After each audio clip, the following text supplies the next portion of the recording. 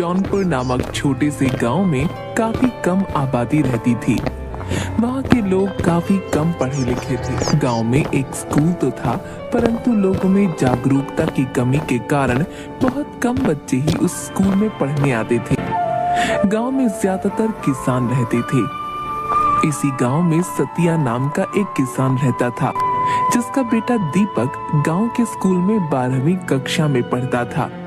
अरे बेटा, अब तुम्हारी 12वीं की परीक्षा होने वाली है। उसके बाद क्या सोचा है? 12वीं के बाद पढ़ाई की कोई सुविधा नहीं है।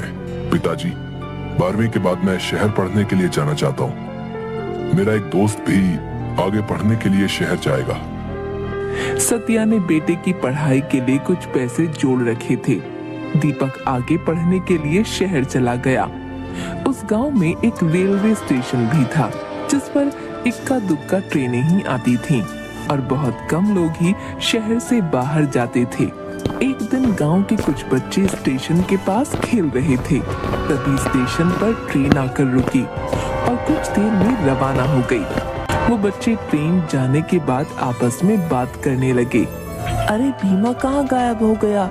अभी तो वो हमारे साथ ही खेल रहा था, बस बॉल लेने ट्रेन की पटरी की तरफ गया। काफी देर खोजने के बाद भीमा नहीं मिलता। भीमा के माँ बाप बहुत परेशान होते हैं। अरे मेरा बच्चा कहाँ चला गया? वो तो आराम से सभी दोस्तों के साथ स्टेशन के पास खेल रहा था, तो आखिर वहाँ से कहाँ गायब हो गया? तभी उसके साथ खेल रहे बच्चों में से एक बताता है, हम लोग सब स्टेशन के पास ही खेल रहे थे। तभी अचानक ट्रेन आकर स्टेशन पर रुकी। इतने में भीमा गेंद लेने के लिए पटरी की तरफ भागा। फिर न जाने क्या हुआ, वो वापस ही नहीं आया। ट्रेन तो 5 मिनट बाद वहाँ से रवाना हो गई, पर भीमा कहीं नहीं मिला। सारा गांव उस बच्चे को ढूंढकर परेशान हो जाता है, पर वो कहीं नहीं मिलता। इसी तरह कुछ दिनों बाद एक और बच्चा स्टेशन के पास से ही गायब हो जाता है। गांव भर में इस बात की चर्चा होने लगी। अरे भैया, ये सब क्या हो रहा है?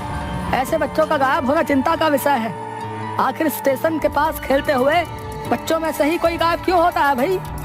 और जब वहाँ ट्रेन आती है, उसी के बाद दोनों बच्चे गायब हुए, यानी कि इन बच्चों के गायब होने में उस रहस्यमयी ट्रेन का ही हाथ है। उसी ट्रेन में ही उन बच्चों को अगवा करके ले जाया गया है। हाँ, ये तो बहुत चिंता की बात है। 2 बच्चों का गायब होना कोई इत्तेफाक नहीं हो सकता भैया। जरूर ट्रेन में ही कोई व्यक्ति बच्चों को लेकर गया है, परंतु हम अब क्या करें? हम सभी को अपने बच्चों को स्टेशन की तरफ जाने से मना करना पड़ेगा। भाइयों, कहीं कोई भूत प्रेत हमारे बच्चों को गायब तो नहीं कर रहा ना? अरे भाई, अब तुम और मत डराओ हमें। हाँ, वैसे ही गांव वाले सब के सब डरे पड़े हैं। सतिया के कान में भी ये बात पड़ी। तब उसे भी समझ नहीं आया कि ये सब क्या माजरा है। लोगों ने स्टेशन की तरफ जाना डर के मारे छोड़ दिया। दीपक शहर से छुट्टियों में कुछ दिन के लिए गांव में रहने आया। उसने भी गांव वालों से और अपने पिता से बच्चों के रहस्यमयी तरीके से गायब होने का किस्सा सुना। अरे भाई, मैं ये क्या सुन रहा हूँ? गांव से 2 बच्चे किस तरह स्टेशन के पास से गायब हो गए? हमें इस बात की तह तक जाना चाहिए, वरना तो डर के मारे कोई स्टेशन की तरफ जा ही नहीं पाएगा। हाँ भाई, हमें जरूर कुछ करना चाहिए, लेकिन कुछ लोग इसे भूत प्रेत का साया भी बता रहे हैं। क्या यार, तू भी पढ़ा लिखा होकर किन बातों में विश्वास कर रहा है? माजरा कुछ और है। 2 बच्चों में से एक बच्चा मेरे दोस्त का छोटा भाई था। उन लोगों का दुख मुझसे देखा नहीं गया। कुछ दिनों बाद ही स्टेशन से कुछ दूर खेत में कुछ बच्चे खेल रहे थे। उसमें से भी एक बच्चा उसी तरह गायब हो गया, और वो भी बिल्कुल ट्रेन के स्टेशन आने के समय के आसपास। अब तो गांव वालों को चिंता सताने लगी। सभी ने बैठकर ये तय किया, अब तो हमें इस बारे में कुछ ना कुछ करना पड़ेगा भैया, वरना हमारे गांव से बच्चे इसी तरह गायब होते रहेंगे। आखिर ट्रेन आने के समय पर ही बच्चे गायब क्यों होते हैं? हमें इस बात का पता लगाना ही पड़ेगा। दीपक, तुम पढ़े लिखे हो और समझदार भी हो। तुम अपने दोस्त के साथ मिलकर इस काम में हमारी मदद कर सकते हो। दीपक और उसका दोस्त काफी सोच विचार करते हैं और एक प्लान बनाते हैं। इस बात का पता लगाने के लिए हमें उस रहस्यमय ट्रेन पर ही नजर रखनी होगी। जब भी बच्चे गायब हुए हैं वो समय लगभग वही होता है जब ट्रेन स्टेशन पर आती है। हमें छुपकर ट्रेन पर आने जाने वालों पर हाँ ये ठीक कह रहे हो। हम गांव वालों की मदद लेकर ऐसा कुछ प्लान बनाएंगे जिससे कि हम असली गुनहगार को पकड़ सकें। गांव के कुछ जवान लड़के स्टेशन मास्टर के कमरे में छुप कर बैठ जाते हैं और दीपक उन्हें समझाता है। देखिए, आप लोग इस कमरे में छुप कर बैठे, बाहर गांव के 2-3 बच्चों को स्टेशन पर खेलने के लिए छोड़ देते हैं। वो जो भी व्यक्ति है बच्चों को भी अपना निशाना बनाता है। आप लोग छुपकर अंदर से ही देखते रहना, और बच्चे स्टेशन पर खेल रहे होंगे, मैं ट्रेन के अंदर जाऊंगा। इसी तरह हम उस गुनहगार का पता लगा सकते हैं जो कि बच्चों को अगवा करता है। सभी लोग दीपक के कहे अनुसार कमरे में छिप जाते हैं और बच्चे बाहर स्टेशन पर खेलने लगते हैं।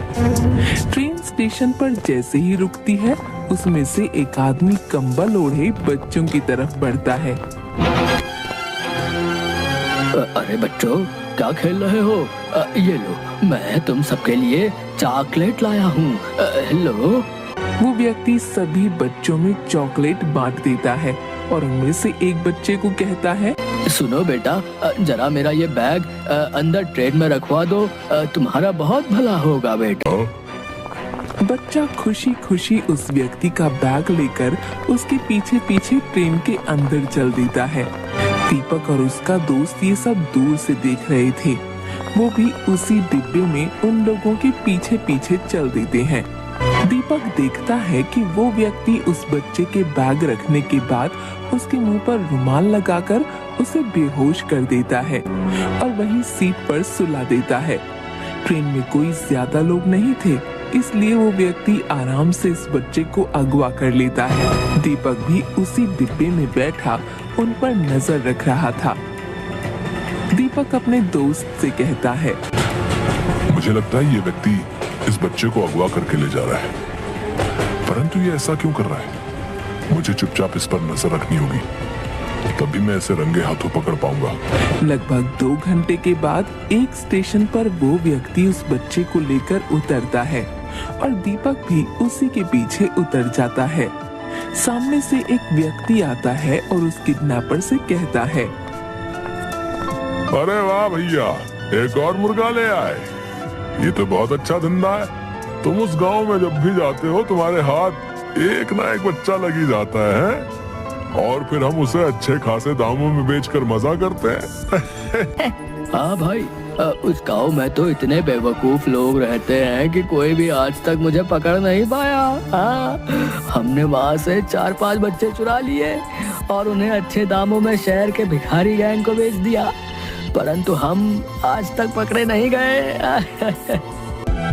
हमें इन लोगों का पीछा करना होगा ताकि हमें पता चल सके कि आखिर इन बच्चों को अगवा करके ये कहाँ लेकर जाता है, तभी हम इसे रंगे हाथों पकड़वा सकते हैं। हाँ, हमें बड़ी सावधानी से इन लोगों का पीछा करना होगा।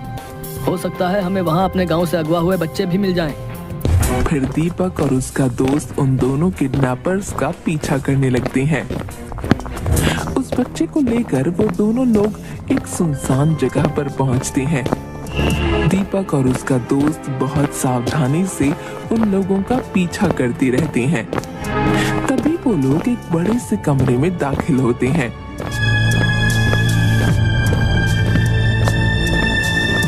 सामने बैठा एक व्यक्ति किडनैपर से पूछता है, आ गए तुम लोग एक नया शिकार लेकर? अब तो हमारे पास बहुत से बच्चे हो गए हैं जिनसे रोजाना भीख मंगवा कर हमारे पास बहुत माल इकट्ठा हो जाता है। सामने का नजारा देखकर दीपक और उसके दोस्त के होश उड़ जाते हैं। दीपक और उसका दोस्त चुपचाप बाहर आ जाते हैं। ये लोग तो बहुत जालिम और खतरनाक लोग हैं। इन्होंने इतने मासूम बच्चों को किस तरह मार मार कर अधमरा किया हुआ है और अपने फायदे के लिए उनसे भीख मंगवाते हैं। परंतु ये बहुत खतरनाक लोग हैं। हमें इन्हें पकड़ने के लिए पुलिस की मदद लेनी होगी। हाँ दीपक, तुम ठीक कह रहे हो। इन मासूम बच्चों की जान बचाने के लिए हमें इन जालिमों को रंगे हाथों पकड़ना ही होगा और ये काम हम दोनों अकेले नहीं कर सकते। हम लोग कल पुलिस के साथ प्लान बनाकर इन्हें रंगे हाथों पकड़वाएंगे और इन मासूम बच्चों को इस नर्क से आजादी दिलवाएंगे। दीपक अगले ही दिन वहाँ के थाने में जाकर पुलिस इंस्पेक्टर को सारी बात बताता है कि किस तरह वो लोग बच्चों को अगवा कर इस धंधे में लगा देते हैं। हम आप लोगों की बहादुरी और जज्बे की दाद देते हैं। आप लोगों ने इतनी हिम्मत करके और अपनी जान जोखिम में डालकर इन लोगों का भांडा फोड़ दिया। अब आपको चिंता करने की ना कोई जरूरत नहीं है। कल हम लोग आपके साथ चलकर उन्हें रंगे हाथों पकड़ के उन्हें जेल में डाल देंगे। और चारों तरफ से उस जगह को घेर लेते हैं। अरे सबके सब घेर लिए गए हो, अपने हथियार फेंक दो और अपने आप को पुलिस के हवाले कर दो। सभी अपराधी पुलिस द्वारा हिरासत में ले लिए गए। अरे तुम लोग कौन हो हैं? और इन बच्चों को अगवा क्यों करते हो? जल्दी सब बताओ। पुलिस की मार खाने के बाद वो दोनों किडनैपर सारा सच उगल देते हैं। हम लोग गांव से बच्चों को चुराकर शहर में भिखारी गैंग को बेच देते थे। हमें इन बच्चों को बेचने पर अच्छी खासी रकम मिलती थी। वे लोग इन बच्चों के हाथ पैर तोड़कर इनसे भीख मंगवाते थे। ये लोग काफी समय से अपना धंधा चला रहे हैं दीपक। तुमने इन लोगों को पकड़वा कर बहुत अच्छा किया। इन लोगों ने और भी कई गांव के इस तरह के बच्चों को ट्रेन में अगवा किया है। जिस गांव की आबादी कम होती थी वहीं के बच्चों को ये लोग निशाना बनाते थे और हम लोग काफी समय से इनकी तलाश में थे, परंतु इनका कोई सुराग हमें नहीं मिल पा रहा था। तुम लोगों का बहुत बहुत धन्यवाद जो तुमने इतनी हिम्मत करके इन लोगों को रंगे हाथ पकड़वाया भी। ये तो हमारा फर्ज था इंस्पेक्टर साहब। ऐसे लोगों को तो सलाखों के पीछे ही होना चाहिए।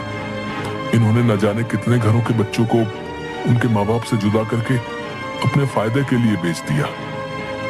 पुलिस उन गुनहगारों को जेल में डाल देती है और सभी अगवा हुए बच्चों को आजादी दिलवा देती है। दीपक अपने गांव के चारों बच्चों को वहां देखकर बहुत खुश होता है। और बाकी बच्चे हमें मिल गए हैं। अब हम इन्हें गांव वापस ले जाकर आपसे इन्हें मिलवाएंगे तो वो लोग कितने खुश होंगे। दीपक और उसका दोस्त उन बच्चों को वहां से छुड़वाकर गांव वापस ले आते हैं। गांव वाले अपने बच्चों को जिंदा वापस देखकर बहुत खुश होते हैं और दीपक और उसके दोस्त का शुक्रिया अदा करते हैं। दीपक और उसके दोस्त ने समझदारी और हिम्मत से काम लेते हुए इन लोगों को सलाखों के पीछे पहुंचा दिया। अब गांव वाले बहुत खुश और निश्चिंत थे।